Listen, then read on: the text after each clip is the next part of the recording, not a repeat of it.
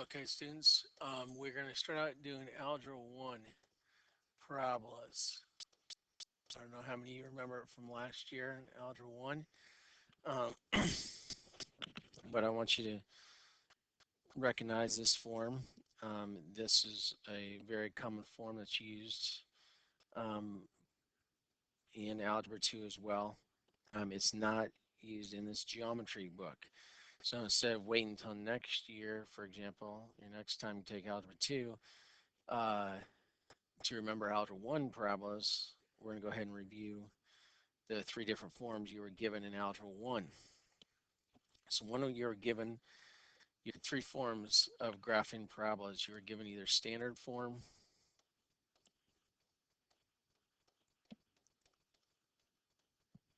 remember that was ax squared plus bx plus c equaled y, or you were given a vertex form.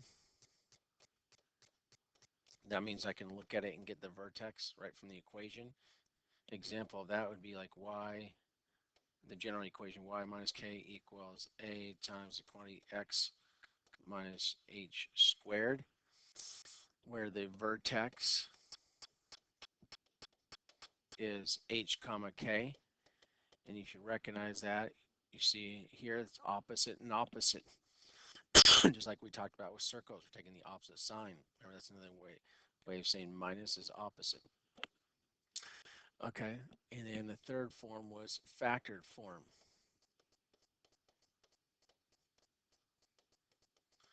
And the advantage of factored form is that it gave you the x and y intercepts right away.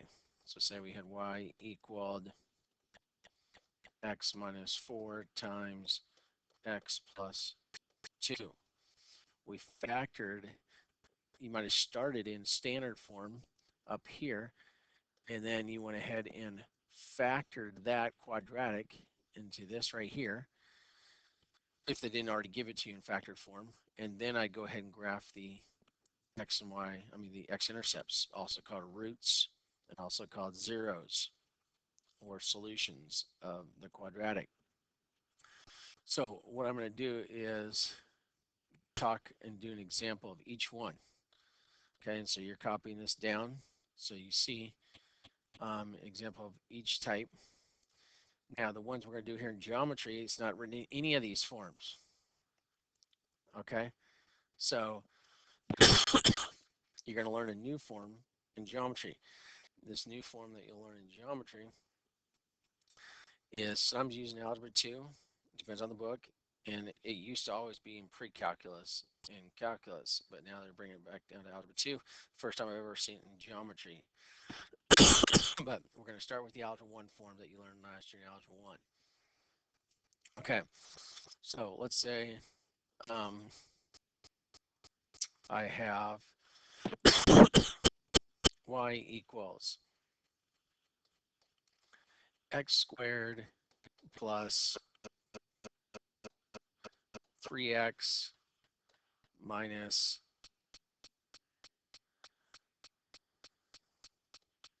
4. Okay, and it says to go ahead and graph that. Now, multiple ways of doing this. We're going to go ahead and talk about common ways you learned it in Algebra 1, and we're also going to change it into factored form as well. And that way I can cover this one problem with factored form as well. Remember, that's a right there, coefficient of the quadratic term. The x squared is called the quadratic term. The coefficient is a. This a, if a is positive, it opens up. If a is negative, it opens down. Okay, because when it's in the form of y equals x squared, okay, that's going to open up or down depending on whether a is positive or negative. In Algebra 1, all you did was parabolas that opened up or down. Geometry this year, the first time bringing this stuff in. So the next video, we're going to talk about the geometry form. in Algebra 2 pre-calc form, you're going to actually have parabolas that open not only up and down, but left and right. Okay, so being that this is a 1 for the A, I know it's going to open up. Okay, now we've also talked about the axis of symmetry. Axis of symmetry is where it splits that parabola in half, symmetric. And that equation is x equals negative b over 2a when it's in y equals x squared form. The axis of symmetry will always be negative b over 2a. So if I was to fill that in, negative b is negative 3, because remember, b is 3, so the opposite is negative 3, over 2 times a. 2 times 1 is 2. So this is an equation. Students would mess this up in Algebra 1 and forgot to say x equals. It's an equation. And x equals a number is always a vertical line. Okay? Now, what can we do with this constant right here? That's my y-intercept. The y-intercept is always when x equals 0. So if I plug in x equals 0, it wipes out those first two terms, and I'm left with 0 minus 4, or negative 4. Okay? Now, remember, a parabola has a vertex. The vertex, if I just quickly drew a parabola, let it open up. Remember, this is the vertex right there. That's called the vertex. That point is where we did the axis of symmetry. So we did the negative b over 2a. Okay. So in this case, for this problem, it would be negative 3 halves. And then you take that number, that negative 3 halves, whatever negative b over 2a comes out to be for your problem, and you plug that into the equation for the x's, and then you get the y value. Well, the way you write that in function notation is the f of negative b over 2a. Okay, so that's the point for the vertex. And you would say this in function notation because f parentheses tells me function notation. But all this is saying, this is my x coordinate, get my x coordinate, whatever that happens to be, plug it into the equation, and then that becomes the y coordinate, whatever kicks out. Okay, that's what that's saying to do. Okay, so let's go ahead and do these things right here. So let's say I have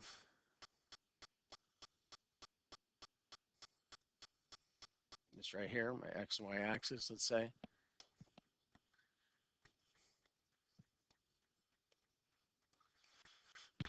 Okay, so it tells me the axis of symmetry is x equals negative 3 halves. So it's negative 1.5, vertical line right there.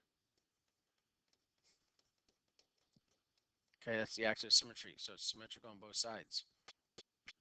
Oh, the other thing I can do to this, as I talked about over here, is I can factor this quadratic. Okay, so if I factor that quadratic, let's do it up here. Okay, we have x and x that multiplies to x squared. The first terms have to multiply to the 1x squared. That can only be x and x. Then we have to multiply to a times b, which is 1 times negative 4, or negative 4, and it adds, that's just a plus sign, adds to b, a linear term, which is 3. What two numbers are those that multiply to negative 4 and add to 3? Well, that would be 4 and negative 1. Okay, so x, you connect these two together, and you connect these two together. 1 times something has to give me a 4, and 1 times something has to give me the negative 1 right there. Okay, so now this is in factored form. So I'm just going to write that down over here. X minus 1 and x plus 4. This is the one we're doing our problem on. That was just an example right there. Okay, here's our actual problem. So that tells me that the x-intercepts, so let's go to roots and zeros, or solutions, is I said each one of those equal to 0. So I get x equals 1 and x equals negative 4. 1, 2, 3, 4, negative 4. Okay. That axis of symmetry will always be right in the middle of those two x-intercepts, also called roots, also called zeros. Okay, x-intercept, root, zeros. Okay, those are the common names. Last one would be solutions. Okay, so you want to get these memorized. Okay, you're going to use that all the time. The question could ask, name the x-intercepts, or it could say name the roots, or name the zeros. You have to be familiar with all three. That axis of symmetry should be right in the middle of that, which of course it is. It is 1, 2.5 away in each direction. Okay, so that does mean we calculated the axis of symmetry correctly. Okay, we know that it opens up. So that means the vertex has to be somewhere down here on this axis of symmetry. So if I go ahead and plug that -3/2 into my equation, into both x's there and there, okay, to get my y coordinate for the vertex. So I already know the x coordinate is -3/2. Now I need to plug that into the equation to get the y coordinate. Okay, so let's do that down here. -3/2 squared is 9/4 plus 3 times -3/2. Plug that in, then minus 4. So now I have 9/4 minus 9/2 minus 4. Okay, I can change these all to a common denominator of 4, and I'd have 9/4 minus 18/4 minus 16/4. Okay, that's if I'm using my own brain instead of just plugging in the calculator and letting it do it for me. So I have 9 minus 18 is -9, minus 16 is -25/4. That's the y coordinate. Okay, -25/4. So at -3/2, I have to go down -6 1/4. Um, we are running out of room here. It'll be down here. So I'm at 1, 2, 3, 4, 5, 6, and 1/4 right there. So right there is my vertex. -3/2, comma, -25/4, which is -6 1/4. Now, since I've already graphed since I've put it in factored form and got my two x-intercepts or solutions or zeros or roots, I can now just take this vertex and go ahead and do a nice sketch. It's going to go up and through that right there. Okay. Now, another way to help graph points, if I start right there, -3/2, comma, -6 1/4. Remember what my a is. This a right here is 1. The 1x squared, that 1x squared right there, so I'm going to write down here, y equals 1x squared. This tells me the shape of the graph. The y equals x squared, the y equals x squared, y equals x squared tells me it's up or down. Since a is positive, it opens up. The shape of the graph is 1x squared. So now, you might not have been taught this, okay? Here's a simple way. If I make a little XY T-chart, and I am now, when I say starting here, I'm starting at the vertex, and I'm just using that part of the equation because that's going to be the shape of it, starting at the vertex.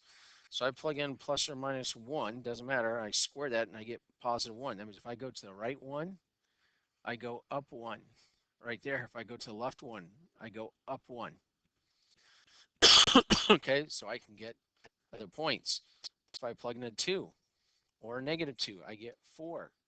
So if I go over 2, 1, 2, I'm going to go up 4. 1, 2, 3, 4 right there. 1, 2, and up 4. 1, 2, 3, 4 right there.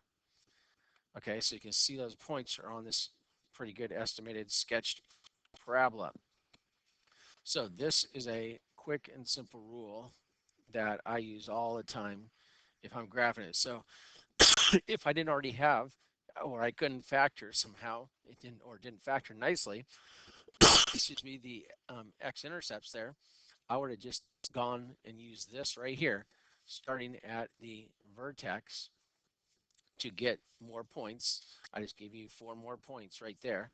And remember, axis of symmetry means it reflects right across. Reflections, remember, from geometry are always at 90 degrees to the line and the same distance away. Okay, so 90 degrees, same distance away. Okay, that's what axis of symmetry is, symmetrical. Okay, so now we've sort of put two together in one. Like I said, we started with this standard form equation right here, came up with these axes of symmetry, y-intercept, I plug in 0, the vertex, I'm doing the negative b over 2a, and then plugging that in to get the y-coordinate for the vertex of the negative 3 halves, comma negative 25 fourths. And then if I couldn't factor, I wasn't very good at factoring, I would have gone ahead and from that vertex right there, written down y equals whatever the ax squared is. In this case, a was 1. And then make my own little XYT chart right here and plot those points starting at that vertex. That's like the new origin. Okay, starting right there. That's the quickest way to graph parabolas. Okay, from standard form. Now, since we were able to go ahead and factor that nicely into factored form, that helped to get those two x-intercepts, roots, or zeros, and can be called solutions as well. Um, it was a quick sketch where I didn't even have to use it. I can just go right from there and draw it up through those two x-intercepts, making a nice parabola right there. Okay, so that is both using standard form and vertex form. Okay, and now let's go ahead and go vertex form. Okay, so let's go to one with vertex form. And I'll change it to make it a little more interesting. Negative 2 times the quantity x plus 3 squared. And then we'll say plus 4. Okay. Now, what they've done here is they've moved that, instead of writing it as y minus 4 equals negative 2x plus 3 squared, as our nice vertex form would like it right there. And then I can just look at opposite for my h comma k, for my vertex. The opposite of the plus 3 is minus 3, and the opposite of the minus 4 is plus 4. So if it was written like that, do opposite. Well, what they've done here, and this is a common way of doing it, is they have moved that k over to this side. It really is still that k.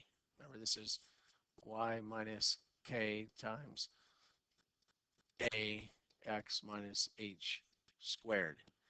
So instead of leaving the k on the left side, they've just moved it over the right side. So since it's moved over, it switched the signs. So now it's opposite and same if they move it over there. If it was in its original form, it's opposite and opposite. Okay, just like it would be with circles. Okay, so you do have to pay attention to the form they give it to you in. Okay, so vertex then is given to me right there, h comma k. In this case, opposite and same. So negative 3 comma 4. Okay, I know the shape of the graph. Shape. Remember, that's always y equals ax squared. Well, what is in this case? Y equals negative 2x squared. Okay, and this is the key that I just need right here, these two pieces, to go ahead and graph, because now I can make an XYT chart from there. Plus or minus 1, plus or minus 2. When I go ahead and fill that in, plus or minus 1, I get 1 times negative 2 is negative 2. I plug in plus or minus 2, I get 4 times negative 2 is negative 8. So I'm going to plot those starting at the vertex. Remember, that's the new origin, starting at the vertex. So I go ahead and plot negative 3, 4. Oops. Let's get rid of that little piece there.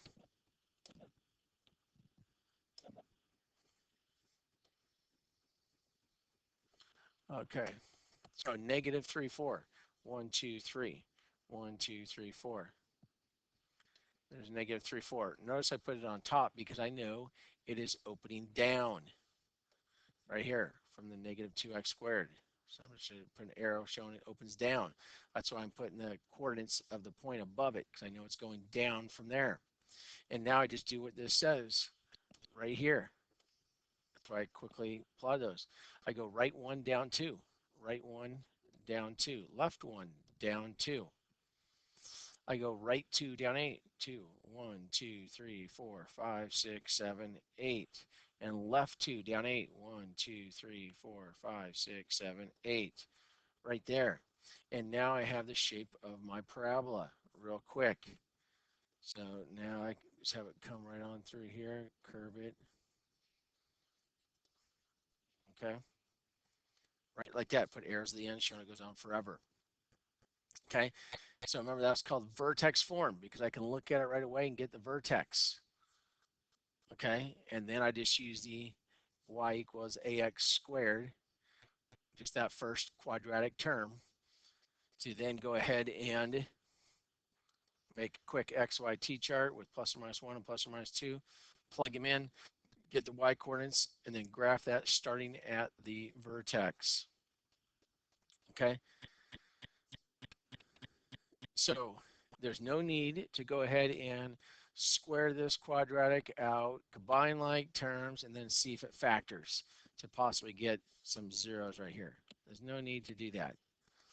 Okay, that would be a waste of time as far as that is concerned. Now, if I really wanted to get those solutions, I would not square that out, multiply that, and factor that. What I would do, I know though, we'll go ahead and do this just in case you were ever asked this. Okay, if I wanted the x-intercepts, I know the y coordinate for the x-intercepts every time is 0. So I'm just going to plug in 0 for the y and then solve it.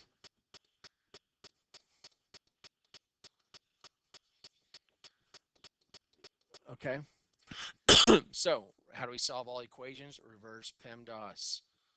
You should know how to write that correctly. You're in my class, there's no excuse for not knowing it. Reverse PEMDAS. So we add or subtract across. So we're going to go ahead and subtract. I'll change the color each time. Minus 4. There's step 1. Gone. Let's change the color.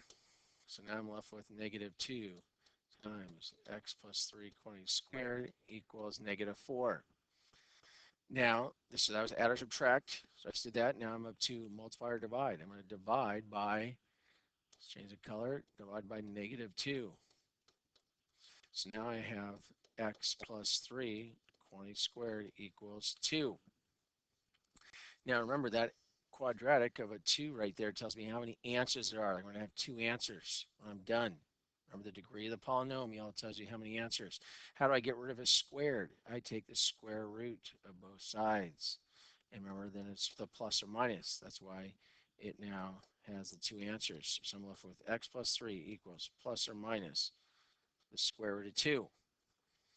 And then I go ahead and one last step, subtract that 3 across.